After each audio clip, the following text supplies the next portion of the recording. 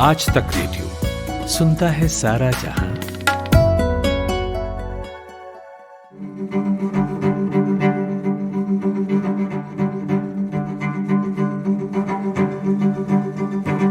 Jewellery brand Tanishq ने कभी सोचा नहीं होगा कि वो जिस विज्ञापन को सांप्रदायिक सौहार्द बढ़ाने वाला मान रहा है वो बवाल बढ़ा देगा। विज्ञापन में एक हिंदू लड़की दिखाई दे रही है। संकेत मिलता है कि वो मुस्लिम परिवार में ब्याही गई है। उसके ससुराल वाले अलग धर्म के तो हैं, लेकिन अपनी बहू को खुश रखने के लिए उसके धर्म के रिवाज निभाने से पीछे नहीं हट रहे। तो ऐसी प्यारी सी कहानी थी, लेकिन कई लोगों को आपत्ति थी कि ये लव जिहाद का प्रमोशन है। अब लव जिहाद भी अजीब सा फलसफा है जिसके बारे में एक तबका बात खूब करता है, लेकिन कई साल से सामने होने के बावजूद इस भूत को दुम से नहीं पकड़ा गया। मतलब कायदे से कोई इन्वेस्टिगेशन तो हुआ नहीं, इसलिए सुविधा है, कुछ भी लव जिहाद हो सकता है। मेरा नाम नितिन ठाकुर है, ये पॉडकास्ट है और मेरे साथ आलोक जोशी हैं जो मुंबई में रहते हैं। आलोक जी राष्ट्रीय अंतर्राष्ट्रीय मीडिया हाउसेज में लंबे वक्त तक पत्रकारिता कर चुके हैं। देश के सबसे बड़े हिंदी बिजनेस चैनल को हेड कर चुके हैं। लिहाजा एडवर्टाइजिंग, बिजनेस, पॉलिटिक्स सब पर गहराई और बेबाकी से बोलते हैं, लिखते हैं। आलोक जी से बातचीत करूंगा मैं। इस विज्ञापन और विवाद की तह तक जाएंगे, सारे डायमेंशंस कवर कर सकें ऐसी कोशिश भी होगी। लेकिन पहले छोटा सा ब्रेक लेते हैं और फिर लौटते हैं। आज तक रेडियो अब सुनिए आज तक की मोबाइल एप्लीकेशन पर भी। प्ले स्टोर से आज तक की मोबाइल ऐप डाउनलोड करें। ऐप में आपको सबसे ऊपर राइट साइड में 3 आइकन दिखेंगे। उनमें से एक जो सबसे बीच में है वो है आज तक रेडियो का आइकन। तो उसे उंगली से जरा सा छू दीजिए और खुल जाएगा हमारा पिटारा, जिसमें क्या है, न्यूज़ तो हर जगह है, पर हमारे यहाँ न्यूज़ है सही कॉन्टेक्स्ट के साथ। खबर तो आ गई, पर खबर से आगे की बात क्या है उसका एनालिसिस आपको हमारे यहाँ मिलेगा। और इस ठिकाने पर सिर्फ खबरें ही नहीं हैं, ज्ञान की बातें हैं, मज़ेदार किस्से हैं, बतकही है और भी बहुत कुछ है, जिसका स्वाद लेने के लिए इस गली के चक्कर लगाते रहें। आज तक रेडियो कहते हैं इसे, सुनता है सारा जहां।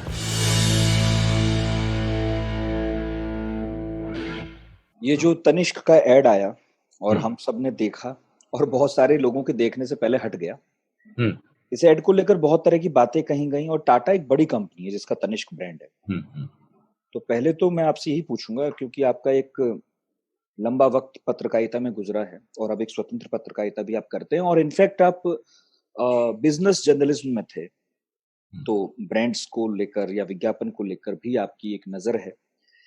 आपको सर क्या लगता है कि टाटा ने जितनी जल्दी पीछे कदम हटाए और ऐसे दौर में जब इस तरह के विज्ञापनों की शायद ज्यादा जरूरत है, जैसा कि खुद वो कहती है कंपनी कि जैसा दौर चल रहा है, मतलब मैं ये नहीं कह रहा कि विज्ञापन वैसा ही हो, बल्कि मेरा कहने का मतलब है कि सांप्रदायिक सौहार्द से जुड़े विज्ञापनों की जरूरत है। तब टाटा के इस तरह पीछे हटना क्या लिबरल्स का पीछे हटना है या मार्केट की जो फोर्सेस हैं उनका घुटने टेकना है इस तरह के तत्वों के सामने जिन्हें ट्रोलर्स कहते हैं हाल फिलहाल हम लोग?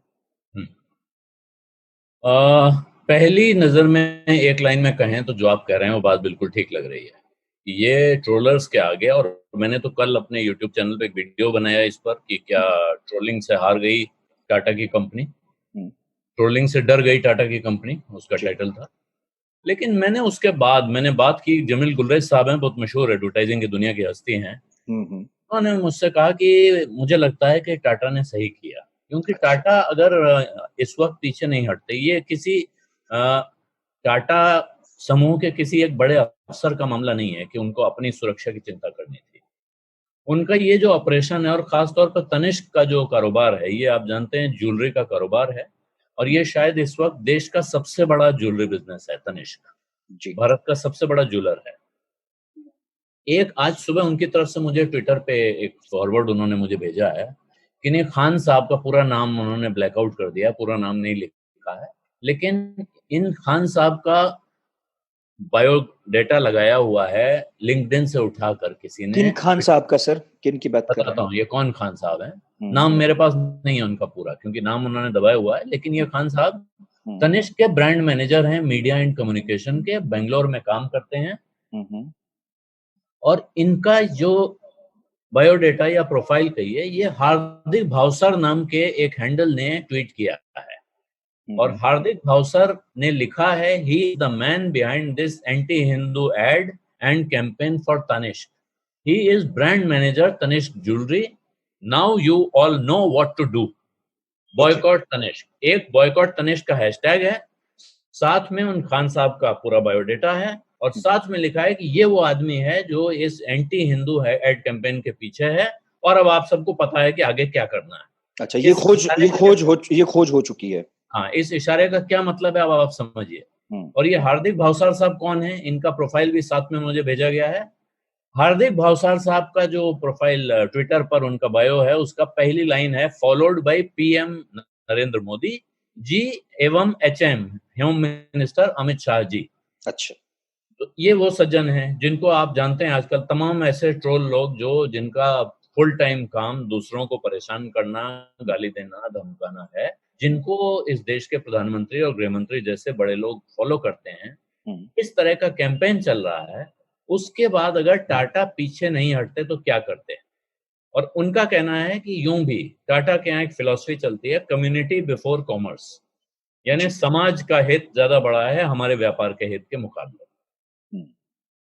तो ये मुझे एक बैकग्राउंड लगता है जिसमें एक तरह से अब आप व्यापार की बुद्धि से कहें, कहा भी जाता है कि व्यापार बुद्धि से सोचो, झगड़ा क्यों बढ़ाते हो। और तनिष्क की तरफ से एक बयान आया है, वो भी आपको मैं पढ़ के सुना देता हूँ, पहले इंग्लिश पढ़ देता हूँ। The idea behind the Ekotvam campaign is to celebrate the coming together of people from different walks of life, local communities and families during these challenging times, and celebrate the beauty of oneness. This film has stimulated divergent severe reactions contrary to its very objective. We are deeply saddened with the inadvertent stirring of emotions and withdraw this film, keeping in mind the hurt sentiments and well-being of our employees, partners and store staff. तो ये जो आखिरी line है, well-being of our employees, partners and store staff, पहले तो बता रहे हैं कि एकत्वम, और नाम समझ देखिए आप, इस सीरीज का नाम है, तनिष्क ने ये जो विज्ञापन की सीरीज निकाली है उसका नाम है एकत्वम। वो अनेकता में एकता की भावना को एक तरह से रिफ्लेक्ट करता है और इसी अंदाज में वो विज्ञापन है कि दो धर्मों की शादी हुई है, लड़की हिंदू है, लड़का मुसलमान है, उसका परिवार मुसलमान है और वहां वो उसकी गोद भराई की रस्म कर रहे हैं। ये विज्ञापन आपने नहीं देखा है क्योंकि अब कंपनी ने विड्रॉ कर लिया है, लेकिन ये विज्ञापन सोशल मीडिया पे काफी मात्रा में उपलब्ध है, ट्विटर पे भी मिल रहा है, फेसबुक पे मिल रहा है, अब पहले से ज्यादा चल रहा है और काफी चल रहा है और मुझे लगता है ये इसकी सबसे बड़ी सफलता है। और टाटा ने व्यापार बुद्धि का इस्तेमाल किया और जो मुझे लगता है सही है, बजाय इसके कि लोग नाराज होते, उनको मौका मिलता भड़काने का और वो भावनाएं भड़काते, जैसा कि गांधीधाम में कच्छ में एक टाटा के स्टोर के मैनेजर को फोन करके धमकाया गया। पहले खबर आई थी कि वहां हमला हुआ, हमला नहीं हुआ है, उनको फोन करके धमकाया गया और उसके बाद उन्होंने वहां उस स्टोर के बाहर गुजराती जुबान में माफीनामा लिख के लगा रखा है, हाथ से लिख के जी, में लिखा हुआ है कि हम कच्छ के हिंदू समुदाय से माफी मांगते हैं इस शर्मनाक विज्ञापन के लिए। ये दरवाजे पे लगा रखा है, 12 तारीख को लगा था और उसके बाद तब उसको पुलिस ने कहा कि वो हटा लिया गया है। वो माफीनामा भी अब आपको उसको फोटो खींचनी हो तो नहीं मिलेगा, लेकिन उसकी भी तस्वीरें सोशल मीडिया पे वायरल हैं, तो आप विज्ञापन भी देख सकते हैं, माफीनामा भी देख सकते हैं, सब कुछ सबके सामने है। एक चीज मुझे आपसे पूछनी है, आपने अभी कहा कि टाटा कहता है कि सोसाइटी बिफोर कॉमर्स। अभी तो लगा कि वो कंट्रोवर्सी से बचने के लिए उसने विज्ञापन हटा लिया है, लेकिन सर क्या सोसाइटी बिफोर कॉमर्स का ये जो सूत्र वाक्य वो लोग धारण करते हैं, ये तब ज्यादा चरितार्थ नहीं होता जब वो अपने इस स्टैंड पर कायम रहते कि हमने एक अच्छी मंशा से विज्ञापन जारी किया है और अगर आपको अपनी समझ के हिसाब से विवादित लगता है तो ये हमारी नहीं, आपकी समझ की प्रॉब्लम है। हम तो समाज में एकत्वम की भावना के तहत ही काम कर रहे हैं। मेरा ख्याल है नितिन, ये विचार हम लोग जब बात करते हैं तो हमारे हिसाब से बात बिल्कुल सही है और जिसने वहां वो ब्रांड कैंपेन डिजाइन किया होगा उसके मन में भी यही विचार रहा होगा। लेकिन जब आप किसी ब्रांड की बात कर रहे होते हैं तो विज्ञापन का उद्देश्य होता है लोगों को दुकान तक लाना। अगर वो 10 में से एक आदमी को भी दुकान से बाहर या दुकान से दूर ले जाने लगे तो फिर वो विज्ञापन नहीं रह जाता है। और वो इस तरह का कैंपेन कोई भी कमर्शियल एंटरप्राइज नहीं चलाएगा जो ऐसा संदेश दे रहा हो जिससे कोई भी आदमी किसी भी वजह से चिढ़ रहा हो, परेशान हो रहा हो या लोगों को भड़का सकता हो। तो और दूसरा उसका कारण ये समझिए कि तनिष्क जो ब्रांड है, ये सिर्फ टाटा के अपने स्टोर्स हैं नहीं है, इन्होंने तमाम फ्रेंचाइजी दे रखी है, दूसरे लोगों ने इनकी डीलरशिप ले रखी है, वो चलाते हैं। और जो हाल है इसमें कोई भी आदमी कहीं भी देश के किसी कोने में अचानक पत्थर लेके खड़ा हो जाए और स्टोर पे चलाने लगे, 4 आदमी डंडे लेके चले जाएं, दुकान में जाके जो सेल्समैन खड़े हैं उनकी सिर फोड़ दें। ये खतरा मेरा ख्याल है किसी भी समझदार कमर्शियल एंटरप्राइज को नहीं उठाना चाहिए। और अब इसका एक दूसरा पहलू है जी, टाटा इसका मुकाबला कैसे कर सकते हैं या दूसरी कंपनियां कैसे कर रही हैं वो देखिए। जी हाँ, अभी राजीव बजाज ने एक बयान दिया, जो बजाज ऑटो के मैनेजिंग डायरेक्टर हैं। उन्होंने कहा कि हमारी कंपनी ने फैसला किया है कि हम किसी भी ऐसे मीडिया को विज्ञापन नहीं देंगे जो नफरत फैलाने के या जहर फैलाने के काम में लगा है। 3 चैनल उन्होंने आइडेंटिफाई किए हैं टेलीविजन के, जिनको उन्होंने विज्ञापन देना बंद कर दिया है। हाँ। और इसी तरह का बयान पार्ले ग्रुप से भी आया है, जो पार्ले जी बिस्किट बनाने वाली कंपनी है। अब इसके बदले में भी हो सकता है कि तमाम लोग बजाज का बहिष्कार करो और पार्ले का बहिष्कार करो का कैंपेन चलाएं। बिल्कुल। लेकिन उस बहिष्कार के कैंपेन से ऐसा नुकसान नहीं हो सकता है कि लोग आके स्टोर पर तोड़फोड़ करना शुरू कर दें, क्योंकि मैं विज्ञापन दे रहा हूं, ये मेरी मर्जी है, मैं किसको दूंगा और किसको नहीं दूंगा। संभव है कि टाटा भी कल को ये कर लें कि हम अब विज्ञापन देते समय तय करेंगे कि आपके एडिटोरियल कंटेंट में क्या-क्या होता है, इसे देखकर हमारा विज्ञापन रिलीज होगा। अभी तक हम आपका सर्कुलेशन देखते थे, आपकी पहुंच देखते थे, आपका रसूख देखते थे, लेकिन अब हम ये भी देखेंगे कि आपके कंटेंट समाज में सद्भाव बढ़ा रहे हैं, भाईचारा बढ़ा रहे हैं, या आप यहाँ आग लगाने की तैयारी कर रहे हैं। जाहिर है सर, वैसे भी देखिए, हाँ नहीं, मैं ये कह रहा था कि वैसे भी जो व्यापारिक गतिविधियां हैं वो किस तरह के माहौल में फलती फूलती हैं, ये सब जानते हैं। कोई व्यापारी कहाँ व्यापार करना चाहेगा, कोई अपना पैसा कैसे माहौल में इन्वेस्ट करना चाहेगा, ये सब जानते हैं। क्या ऐसे माहौल में जहां कुछ ट्रोलर्स सोशल मीडिया पर कुछ बातें कहकर एक इतनी बड़ी कंपनी के विज्ञापन को वापस लेने के लिए मजबूर कर सकते हैं, क्या ऐसे में ये जो हमारी कोशिशें चल रही हैं कि अर्थव्यवस्था का पहिया तेजी से घूमे, बाहर से लोग भारत में इन्वेस्ट करें, तो क्या ये ठीक उसके खिलाफ नहीं है, ठीक सरकार के उन प्रयासों के खिलाफ नहीं है कि इकोनॉमी तेज चलनी चाहिए और ये लोग तो व्यापारियों को डराएंगे धमकाएंगे? कैसे होगा? इसमें फिर अब एक दूसरी चीज आ जाती है कि आप सरकार क्या चाहती है, ये दरअसल सरकार को ही बताना पड़ेगा, क्योंकि सरकार इकोनॉमी को आगे बढ़ाना चाहती है, सरकार इकोनॉमी को तेज करना चाहती है, ये सही है। लेकिन फिर सरकार के सबसे ऊपर के पदों पर बैठे हुए लोग किन लोगों को फॉलो कर रहे हैं? तनिष्क के इस विज्ञापन को लव जिहाद बताने वालों में जो लोग शामिल हैं, एक नाम मैंने आपके सामने लिया, ऐसे 50 नाम मिलेंगे, अभी आप सर्च करेंगे। लेकिन कंगना रनौत शामिल हैं, जो अपने को पद्मश्री कंगना रनौत कहती हैं। हालांकि आपको ये पता होगा कि ये जो पद्म सम्मान या भारत रत्न जैसे जितने सम्मान मिलते हैं, इनके साथ ये कंडीशन है कि आप अपने नाम के साथ इनका इस्तेमाल नहीं करेंगे। ये नियम है जी। भारत के संविधान में, हाँ बिल्कुल बिल्कुल, ये कोई उपाधि, भारत के संविधान में उपाधियों का इस्तेमाल वर्जित है, नहीं है, ये आपको पता होगा। राय बहादुर और खान बहादुर ये सब खत्म हो चुका है। राय बहादुर, खान बहादुर तो पुरानी हैं, जो बाद में मिलती हैं आज भी। जैसे राज्यपालों को तमाम निमंत्रण पत्रों में महामहिम लिखा जाता है, लेकिन ये असंवैधानिक है। बिल्कुल, संविधान के हिसाब से ये गलत काम, गलत। वो पद्मश्री कंगना रनौत इस अभियान के खिलाफ प्रचार कर रही हैं, वो इसको लव जिहाद का विज्ञापन बता रही हैं। अच्छा, इस तरह के अनेक लोग हैं जो आज के रोल मॉडल हैं और जिनको इस देश के सबसे बड़े नेता फॉलो कर रहे हैं। तो इसके साथ हम कहें कि ये सरकार ये भी चाहती है कि साहब अमन चैन हो, भाईचारा हो और व्यापार बढ़े और इसमें सबकी समृद्धि हो। तो ये तर्क समझ में नहीं आ रहा है। सरकार क्या चाहती है तो सरकार को भी अपने कर्मों से दिखाना पड़ेगा। हमारे और आपके सोचने से नहीं होगा, ये तय हो पाएगा कि सरकार चाहती क्या, दरअसल क्या चाहती है। सर एक चीज और मैं आपसे पूछ रहा था कि हमें जो दिख रहा है वो तो इन कंपनियों को भी दिखता होगा। क्यों नहीं ऐसा होता कि बजाज या फिर आपने दूसरा नाम लिया पार्ले जी, या फिर अब ये तीसरे लोग जो इस आग में अपने हाथ जला बैठे हैं, टाटा ग्रुप, ये मिलकर सरकार से बात कर ले। भाई इनका एक्सेस तो सीधा सीधा है, बड़े व्यापारी हैं, इनको मौका भी मिलेगा बात करने का, क्यों नहीं यही जाके बात कराते। ठीक है, समाज की बात छोड़िए, अपने बिजनेस के लिए जो बेहतर है कि एक अच्छा माहौल बना रहे, अब आप ये बात कर ले। देखें, ये बात सही है कहना, ये अच्छा लगता है कहने में, और सरकार अक्सर आप देखते हैं कि इन लोगों से बात करती हुई दिखती भी है, बड़ी दिखती बड़ी भी है। मीटिंग होती हैं जिनमें कि बहुत बड़े उद्योगपति होते हैं, और रतन टाटा उसमें अक्सर दिखाई पड़ते हैं। हालांकि वो कब क्या कहते हैं मुझे नहीं मालूम है, क्योंकि मैं उनको करीब 30 साल से तो देख रहा हूँ। मैंने जी उनको बहुत कुछ बोलते हुए नहीं देखा है, वो बहुत कम बात करते हैं।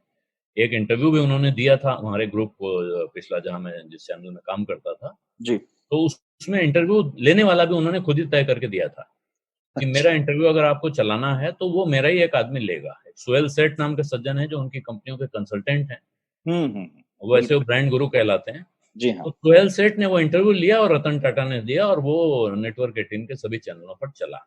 जी। तो इस तरह से वो बात करते हैं, इसलिए वहाँ प्रधानमंत्री के सामने वो बहुत कुछ बोलेंगे या बाकी अफसरों मंत्रियों के सामने, इसकी उम्मीद बहुत कम है। हम्म। आमतौर पर ऐसी बैठकों में कोई इस तरह की शिकायतनुमा बातें होती नहीं है। अच्छा। आपने पिछला ऐसा उदाहरण, मेरा ख्याल है जनवरी के महीने में, राहुल बजाज साहब ने गृह मंत्री अमित शाह के सामने एक सवाल उठा दिया था, अगर आपको याद हो। याद है मुझे। उन्होंने कहा था कि लोग डरे हुए हैं और इनमें से कोई आपसे ये बात नहीं कहेगा जो मैं कह रहा हूँ। हम्म। और इसके बाद अमित शाह जी ने जैसा जवाब दिया जाता है उसका जवाब दे दिया। देखिए, आपने सवाल पूछा, इसका सबूत है कि कोई डरा हुआ नहीं है। तो जी। अगर कोई सवाल पूछेगा तो उसको इस अंदाज में जवाब दे दिया जाता है। अगर ये कहेंगे भी कि ऐसा होता है तो नहीं नहीं, कहीं कुछ नहीं, कोई शिकायत हो तो हमें बताइएगा, हम ठीक कर देंगे। ये आप, और ये जो स्टाइल है, अब इस स्टाइल का मैं नाम क्या बताऊं मैं समझ नहीं पा रहा हूं, लेकिन ये तरीका ये है कि कोई शिकायत है तो हमें बताइए, फिर हम ठीक करा देंगे। यानी हाँ, कि लेकिन कुछ सब कुछ है, शिकायतें तो मेरा ये जो ख्याल है, है, आलोक ये जी। हमारे हमारे नियंत्रण में है सब कुछ। हाँ, लेकिन आप मैं वही मैं आप कह रहा हमें हूँ, बताइए, जब हम इशारा करेंगे तो सब ठीक हो जाएगा। सब ठीक हो जाएगा, लेकिन कुछ शिकायतें तो ऐसी होती है ना जो बताने की तो जरूरत होती नहीं है। क्या अब जो तनिष्क के साथ हुआ उसके बाद शिकायत दर्ज कराना जरूरी है? दिख ही रहा है कि क्या हुआ। कुछ लोगों ने आपको डराया, आप डरे और आपने बताया बाकायदा कि आप वापस क्यों ले रहे हैं, केवल इसलिए ले रहे हैं कि सिर फुटअव्वल ना हो जाए। तो लॉ एंड ऑर्डर बनाए रखने की जो जिम्मेदारी है वो एक कंपनी की ही है क्या, केवल इसलिए क्योंकि उसके महंगे शोरूम्स हैं, उसके पास स्टाफ है जिनका उनके ऊपर जिम्मेदारी है कि इनका खून नहीं बहना चाहिए, चोट नहीं लगनी चाहिए। क्या ये उस तरफ के लोग जो ट्रोलर्स हैं, जो डराएंगे, क्या उन्हें चुप कराने का या उन्हें लाइन में लाने का जिम्मा इनका नहीं है, जो हमसे टैक्स वसूलते हैं या जो हमसे ये वादा करके सत्ता में आते हैं कि हम कानून व्यवस्था बनाए रखने की हर कोशिश करेंगे? नहीं, तो इस सवाल का जवाब ये है नितिन, कि इन लोगों को, जिन लोगों ने वोट देकर यहाँ पहुंचाया है, क्या उन्होंने समाज में समरसता लाने के लिए, सद्भाव लाने के लिए वोट दिया था, या वो इन लोगों को इसी मुद्रा में देखना चाहते हैं? वो जानते हैं कि ये लोग जब सरकार में पहुंचेंगे तो ये ऐसे लोगों को चुपचाप आगे बढ़ने का मौका देते रहेंगे जो इस समाज को बांटना चाहते हैं, जो इस समाज में प्रेम और सद्भाव नहीं देखना चाहते हैं। इस सवाल का जवाब ढूंढ लीजिए, आपको इस सवाल का जवाब मिल जाएगा कि सरकार में बैठे हुए लोगों को ये सब दिखता क्यों नहीं है और वो इसको रोकते क्यों नहीं। पर सर, कंपनी ने भी क्या कोई लीगल एक्शन लेने की कोशिश की? कम से कम लिया तो जाता। अगर कुछ नहीं होता तो कंपनी कह सकते थे कि भाई हमने तो देखिए एक प्रोसेस के हिसाब से काम करने का प्रयास किया और वो नहीं पूरा हो रहा है। नहीं, कंपनी इसमें मैंने जैसे बताया, देखिए कंपनी के पास दो रास्ते हैं, या तो कंपनी लीगल एक्शन ले ले, शिकायत करे, लेकिन कंपनी के खिलाफ किसी ने एक थ्रेट कॉल आई, वहां जाहिर तौर पे पुलिस को शिकायत की गई है और पुलिस का वहां एक्शन आया है कि पुलिस ने कहा है कि हम सुरक्षा लगा देंगे। हम्म। लेकिन प्रश्न ये है, देश भर में हजारों शोरूम हैं जहां तनिष्क का सामान मिलता है, और हम्म। जब आप तनिष्क की बात करेंगे उसके बाद टाइटन की घड़ी के शोरूम होंगे, क्योंकि तनिष्क टाइटन का एक ब्रांड है। फास्ट तो ट्रैक होगा, उसके बाद तो बहुत सारे ब्रांड। उसके बाद टाटा ग्रुप होगा पूरा।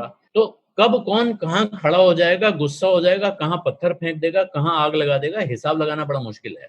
ये कोई, आप जिसे कहते हैं ना, फियर ऑफ द अननोन कह लीजिए, एक अनजान दुश्मन से लड़ाई है जिसमें आपको नहीं पता है किसके खिलाफ मुकदमा करना है। जिस किसी एक आदमी ने फोन किया उसके खिलाफ शिकायत हो सकती है, जिस किसी ने ट्वीट कर दिया है उसके खिलाफ भी शिकायत हो सकती है, लेकिन जिसने कुछ नहीं नहीं किया है और वो कल पत्थर चलाने जा रहा है, उसके खिलाफ शिकायत कैसे की जाएगी? ऐसे में जिसको कहते हैं कि दानिशमंदी जिसको कहा जाता है कि समझदारी से काम लो, कहते हैं बुजुर्ग लोग कि समझदारी से काम लो, ऐसा करो जिससे कि अपने लोगों पे खतरा ना आए, कोई भी किसी भी आदमी वो को। तो आप इंटरप्रेट कर रहे हैं ना सर कि समझदारी से काम लिया। कुछ लोग जो मेरे साथी भी, उनसे मेरी बात हुई तो उन्होंने कहा ये समझदारी तो ठीक है अपनी जगह, लेकिन ये तो ये भी देखा जा सकता है कि आज आप बचाव की मुद्रा में खड़े हैं तो कल परसों नर्सों से आप खुद ही सेंसरशिप लगाना शुरू कर देंगे अपनी क्रिएटिविटी पर। नहीं, तो ये बिल्कुल सही है, इसमें कोई शक नहीं है। मैं बिल्कुल इस बात को मानता हूं कि कल से क्रिएटिविटी पे सेंसरशिप लगेगी ही लगेगी, क्यों? और ये क्रिएटिविटी पे सेंसरशिप लग ही रही है। आज भी आप फिल्मों में देख लीजिए और आप चुटकुलों में देख लीजिए और तमाम तरह के मजाक हुआ करते थे इस देश में जो अब नहीं होते हैं। बहुत सारे चुटकुले सुनाए जाते थे जो आज नहीं सुनाए जाते हैं, क्योंकि अब हमारी भावनाएं दिनों दिन ज्यादा संवेदनशील, ज्यादा फ्रेजाइल होती जा रही हैं। बहुत जल्दी हर्ट हो जाते हैं हम, आसानी से जज़्ब नहीं कर पाते हैं और इसकी वजह है कि हमारे बीच भरोसा नहीं रह गया। भरोसे की जितनी कमी होती जाती है, हम उतने ही कमज़ोर और जल्दी टूटने वाली भावनाएँ हमारी होने लगती हैं। अगर हमारे अंदर भरोसा रहे, मुझे अब भरोसा है कि नितिन ठाकुर मेरा बुरा नहीं चाहते हैं, मेरे बारे में कुछ उल्टा-सीधा भी कह रहे हैं तो कुछ सोच के कह रहे होंगे, तो मैं सुन लूँगा। लेकिन अगर मुझे शक हो कि नहीं नितिन तो मेरा काम लगाना चाहता है, तो उसके बाद नितिन कोई भली बात भी कहेगा तो मुझे लगेगा कि नहीं ये कुछ गड़बड़ है इसमें। और अगर मेरे अगल-बगल दोनों तरफ 2 मित्र ऐसे बैठे हों जो मुझे लगातार ये समझा रहे हों कि नहीं देखो, देखो इसने आज ये बोल दिया। इसने 3 लोगों की तारीफ की है, तुम्हारी नहीं की, तुम्हारा नाम नहीं है उसमें। वो तो मुझे लगेगा हाँ, बात तो सही है यार, ये तो आदमी कुछ गड़बड़ कर तो रहा है। सर क्या मतलब ये कोई अंधा रास्ता है जिस तरफ हम लोग बढ़ रहे हैं, या फिर ये कोई मॉडल है बना बनाया जिसकी तरफ बढ़ रहे हैं? ये मेरे ख्याल है दोनों हैं, एक अंधा रास्ता भी है और ये बहुत बहुत तकलीफ़देह है, बहुत दुःख की बात है कि इस तरह का एक विज्ञापन आता है और उस पर इस तरह के सवाल उठते हैं। अभी पीछे मुझे शायद गूगल का विज्ञापन था, अगर आपको याद हो, एक भारत और पाकिस्तान के 2 बुजुर्गों को मिलवाते हैं वो, हुँ, हुँ। जिसमें वो उनकी बेटी गूगल करती है, लाहौर का एक पता बिल्कुल, ढूँढती है बिल्कुल, बिल्कुल। और उसके बाद वो आते हैं और वो कैसे कनेक्ट होते हैं और आपस में आके वहाँ से उनको वीज़ा-वीज़ा दिलवा के लाया जाता है, मिलवाते हैं। जी। अब मुझे लग रहा है आज की तारीख में अगर वो विज्ञापन दिखाया जाएगा तो उस पर भी इसी तरह का बवाल खड़ा हो सकता है। उस समय भी बहुत लोगों ने देख के बहुत तारीफ़ की हो ऐसा नहीं है। कुछ लोगों ने देखा, तारीफ़ की, एक लिमिटेड हुँ, सर्किल में उसकी तारीफ़ हो गई। हुँ। लेकिन इस वक़्त ये जो हाल है, ये किसी भी चीज़ पर सवाल उठा सकते हैं। आप कोई पुरानी फ़िल्में निकाल लाइए, उस पे सवाल उठ जाएँगे। नई फ़िल्में जो बन रही हैं, वो तो बहुत सोच-समझ के, हिसाब लगा के ही बन रही हैं। मतलब जिन गानों बातों को का कल तो परसों एप्रिशिएट किया जाता था, वो बातें आज जो है बड़े से प्रश्न चिन्ह के सामने खड़ी हैं, अब उनके ये जो सामने। एक चीज़ हमारे देश में चल रही है और ये बड़ा अच्छा एक शब्द अभी मैंने पढ़ा हिंदी में, क्योंकि बहुत कम लोग काम कर रहे हैं इस समय हिंदी पर। हुँ, हुँ। तो अशोक कुमार पांडे जी हैं जिन्होंने नई किताब जो लिखी है, उसने गांधी को क्यों मारा, हुँ, हुँ। उसमें उन्होंने पोस्ट ट्रुथ के लिए एक शब्द इस्तेमाल किया है, सत्यातीत, हाँ, सत्यातीत। इससे परे। जी हाँ। तो मेरे ख्याल में बहुत अच्छा इस्तेमाल है, मेहनत करके निकाला गया शब्द है।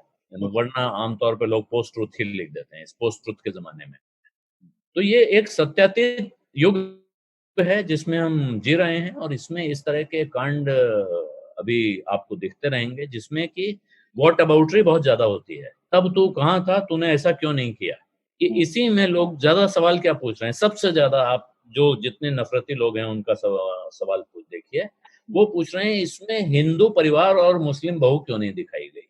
अच्छा, वो नहीं, लड़की। मैं इसी पे आ रहा था हाँ, और मेरा आखिरी सवाल भी हो सकता है कि क्या ये जो सवाल उठा है, ये मतलब मैं आपसे पूछ रहा हूँ कि क्या ये, अगर कुछ लोगों का सवाल है, तो क्या ये ठोस सवाल नहीं है? क्या मतलब इसमें हम तत्व नहीं देखते हैं? क्या हम इसे खारिज करना चाहते हैं पहली नज़र में कि नहीं, ये कोई बात नहीं?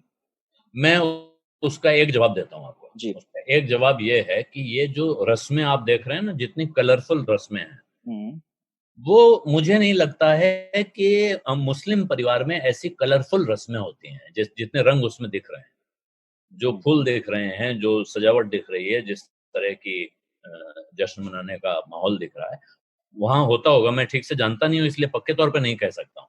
आजकल हर जगह इस तरह की रस्में में होती हैं, और कई जगह जहाँ नहीं भी होती थी वहां भी होने लगी हैं। नहीं, अब लेकिन अंग्रेजी में बेबी शावर विज्ञापन में जो पात्र है वो लड़की, वो खुद अपने मुंह से उसके कहलवाया गया है कि ये रस्में तो आपके यहाँ नहीं होती।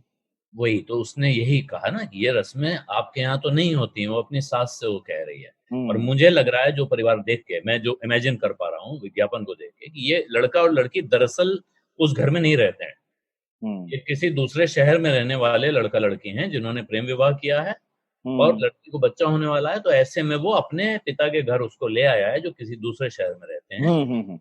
वहां ये रस्में की जा रही हैं जी। और ये रस्में उन्होंने जानबूझ के इंतजाम किया है कि क्योंकि हमारी बेटी हिंदू है तो इसके हिसाब से हम ये रस्मों की तैयारी करें। किसी से आस पड़ोस पूछा होगा, पता कर लिया होगा, ठीक। इसीलिए वो कहती है कि ये रस्में आपके घर में तो होती नहीं है। हाँ, तो मुझे ऐसा लग रहा है कि ये हाँ। मैं गलत भी हो सकता हूँ, और ये इसका बिल्कुल उल्टा भी जक्सटापोजिशन हो सकता है। नहीं, मैं तो आपसे ही पूछ रहा हूँ सर। और एक मुसलमान भी हो सकता है, एक कोई किसी भी धर्म के लोग हो सकते हैं। लेकिन मुझे लगता है कि किसी क्रिएटिव काम पर, किसी फिल्म पर, किसी गाने पर, इसमें ये फिर धर्म जोड़ना और हिसाब लगाना, ये फिर दिखाता है कि आपकी नजर कितनी तेज और कैसी खुर्दबीन लेके आप बैठे हैं, जिसमें आप हर चीज के अंदर ये ढूंढते हैं कि इसमें नफरत का एंगल कहाँ से लाया जाए और कैसे इसे बनाने वाले को कटघरे में खड़ा किया जाए और कैसे इसके नाम पर देश भर में भावनाएं भड़काई जाएं और अपना एजेंडा सेट किया जाए। मगर मेरा सवाल कुछ और था। मेरा सवाल ये था कि वो जो खतरा बता रहा है ट्विटर हैंडल, जिसको प्रधानमंत्री और गृह मंत्री फॉलो करते हैं, जैसा उसका दावा है, मैं ये पूछ रहा हूं आपसे कि क्या उस खतरे को हम पहली नजर में खारिज कर देते हैं? क्या हमें उस तरफ 2 मिनट सोचना नहीं चाहिए कि वाकई कहीं ये एक ठोस समस्या तो नहीं है? क्या ऐसा वाकई तो नहीं हो रहा है? ये मैं ये पूछ रहा हूँ।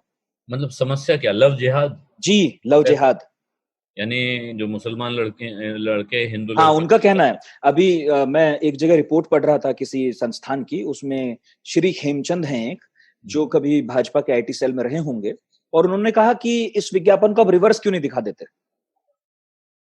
इसी तरह के विज्ञापनों की बाढ़ क्यों है, जिसमें एक समुदाय विशेष को बड़ा उदार दिखाया जाएगा और एक समुदाय विशेष की लड़की जाएगी शादी होके। ठीक है। मेरा हाँ। कहना यह है कि ये जो राष्ट्रीय स्वयंसेवक संघ का परिवार है, जो तरह तरह के विज्ञापन बनाया करता है, ऐसा नहीं कि ये लोग विज्ञापन नहीं बनाते हैं, उनको कोई रोक रहा है ऐसा एक विज्ञापन बना देने से? उनके तमाम राष्ट्रवादी व्यापारी भी हैं जो अपने अपने प्रोडक्ट्स का प्रचार करते हैं। उनके बाबा जी भी हैं जो कल हाथी से गिर गए। तो उनसे क्यों नहीं बनवा देते हैं आप ऐसा एक विज्ञापन? सारी जो आदमी क्रिएटिविटी पे काम कर रहा है, कोई आदमी कविता लिख रहा है, आप उससे कहें कि तुम ऐसी कविता भी लिख दो। अच्छा, विज्ञापन का जवाब विज्ञापन से दो। आप उसने जो लिख दिया है वो उसने लिख दिया है, आपके मन में जो विचार आता है वो आप लिखिए, आपके हिसाब से क्या समस्या है उसमें? आप अपना अपना नैरेटिव चला रहे हैं, तमाम तरह की किताबें लिख रहे हैं, तमाम संस्थान खोल लिए हैं आपने, उनमें लोगों को स्कॉलरशिप दे के रख रहे हैं। आप कुछ काम खुद भी करेंगे, सब काम उसी आदमी से करवाना चाहते हैं। जैसे आप ट्विटर पे कुछ लिख दीजिए, यूट्यूब पे कुछ बोल दीजिए, 250 कमेंट्स आ जाते हैं कि आज आप शाहजहांपुर पे नहीं बोले, आज आप बलरामपुर पे नहीं बोले, आज आप राजस्थान पे नहीं बोले। अरे भाई खुद भी बोल लो कुछ। What about tree? सब काम उसी आदमी से क्यों करवाना चाहते हो जिसने एक कदम उठा लिया है? और ये जो बहिष्कार की संस्कृति है, जिस पर बहुत सारे दूसरा जो आप ये कह रहे हैं कि ये लव जिहाद की समस्या कितनी समस्या नहीं है, तो इसका फिर अध्ययन होना चाहिए। तमाम मामलों में पाया गया है, कुछ जगह ऐसे गड़बड़ी जरूर पाई गई है। ये बात सच है कि कोई नकली नाम बता के लड़का अपना शादी कर लेता है, बाद में लड़की फंस जाती है। लेकिन ज्यादातर इस तरह के प्रचार के जो किस्से आए हैं वो बाद में फर्जी निकलते हैं।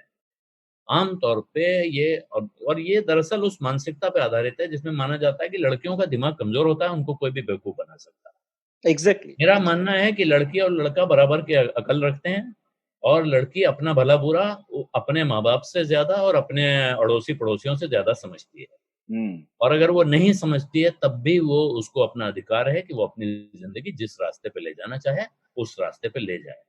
भारतीय जनता पार्टी के 2 बड़े नेता हैं जिनकी पत्नियां हिंदू हैं। उनसे पूछने कोई नहीं गया कि भाई आपकी पत्नी आपके यहाँ हिंदू रीति रिवाज मानती है कि नहीं मानती है? और सर वो बहिष्कार की संस्कृति पर कुछ जोड़ना चाहें तो वो भी जोड़ दीजिए, क्योंकि आजकल उस पर बहुत आर्टिकल्स लिखे जा रहे हैं कि एक नए प्रकार की संस्कृति शुरू हुई है जिसमें बस वो बहिष्कार करने में लगे रहते हैं लोग, इसका बहिष्कार करो, उसका बहिष्कार करो। वो बड़ा आसान भी है, क्योंकि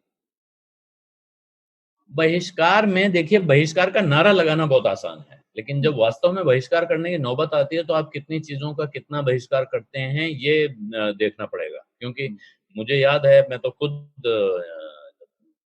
स्वदेशी जागरण मंच ने जिस वक्त आयोजन चलाया था, उस वक्त हम स्वदेशी जागरण मंच के साथ तो नहीं थे, लेकिन हम भी विदेशी सामान के बहिष्कार के पक्षधर थे। हमें लगता था कि विदेशी कंपनियां आ रही हैं, भारत के संसाधनों पर, यहाँ के सभी चीजों पे कब्जा करेंगी, भारत के व्यापारियों को, भारत के लोगों को कामकाज से बाहर करेंगी, तो इनके सामान का बहिष्कार होना चाहिए।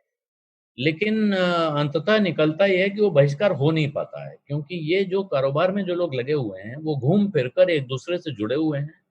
और जो कहा जाता है कि साहब जात दरअसल दो ही हैं, एक गरीब एक अमीर, बाकी सब मिथ्या है। तो अमीरों की जात एक होती है, वो सब रंग के अमीर एक होते हैं, वो आपस में मिल जाते हैं और उनका मुख्य धर्म गरीबों को का खून चूसना ही होता है। अच्छा, ठीक है सर, बहुत अच्छा लगा आपसे बात करके। एक लंबी बातचीत हुई, तनिष्क के इस ऐड को लेकर बहुत तरह की बातें कही जा रही है मुझे लगता है, लेकिन आधे घंटे के अंदर हमने लगभग सभी पहलुओं को समेट लिया है। कुछ छूटते होंगे तो हमारे सुनने वाले और देखने वाले जो भी हैं वो जरूर जोड़ देंगे सवाल। और अच्छा है कि इस तरह की बात होनी चाहिए, और अच्छा है कि ऐसी चर्चा चलनी चाहिए। जब बाकी कुछ हो ही रहा है उसे इग्नोर करने का क्या फायदा है। अगर कोई असहज करने वाले सवाल हैं तो वो होने चाहिए। बहुत बहुत शुक्रिया सर, आज तक रेडियो को आपने टाइम दिया। धन्यवाद।